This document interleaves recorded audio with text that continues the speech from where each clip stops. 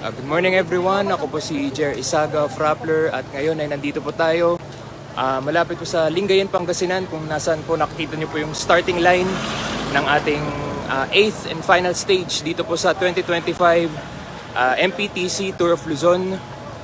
Manggagaling po tayo sa Lingayen, Pangasinan, tapos magpapatungo na po tayo paakyat po sa Baguio City kung saan po itatanghal na po yung 2025 Tour of Luzon champion at mananalo na nga po ng 1 million peso prize both for individual and team general classification.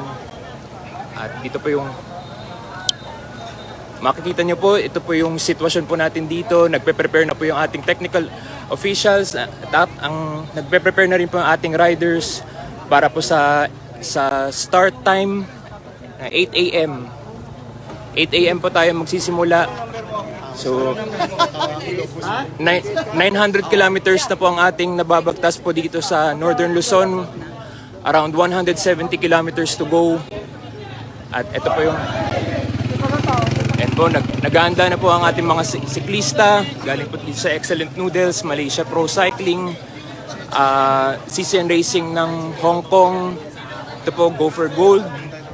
At syempre yung yung ating mga contenders, Standard Insurance Philippines, MPT Drive Hub, tsaka po yung ating other foreign guests from Korea. Nag-aanda na rin po sila para sa ating 8 a.m. start. Around 170 kilometers po ang aakitin nila mula po dito sa Lingayen, Pangasinan papunta po sa Baguio City. So yun nga po si Daeyoung-ju of Korea, Gapyeong Cycling, siya pa rin po ang nangunguna sa ating individual general classification. May kalamangan nga po siya ng 2 minutes at 10 seconds sa ating second placer. At ang unang Pilipino na si Mervin Corpus, ang captain ng MPT Drive Hub. Siya po yung top contender para matalo po yung time na yon. So ayon po sa kanya, magkakaalaman daw po sa pag-ahon papunta po sa Baguio. Napakaganda nga po ng quote na sinabi po niya after ng stage 6. Sabi po niya kung ang makina nag-overheat, ang tao pa kaya.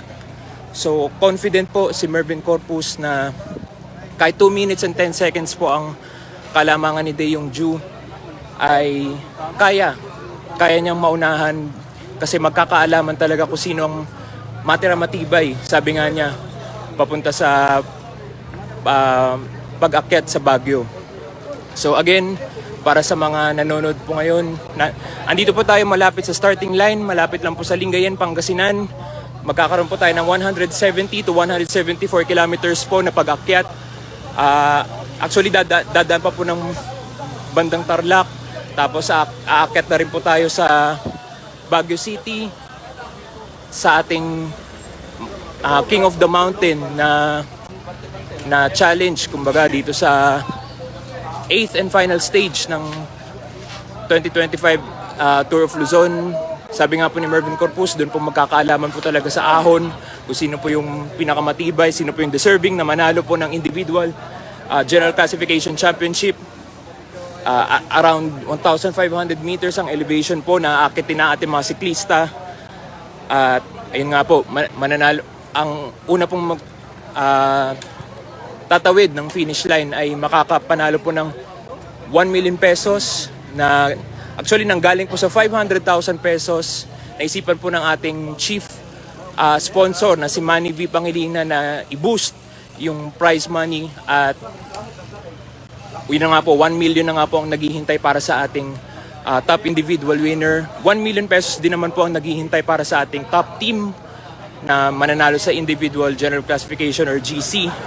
So, ang ating ibang contenders po dito sa individual crown, ito nga po si Nicole Pareja of Victoria Sports, John Paul Morales and Jeremy Lizardo of Standard Insurance.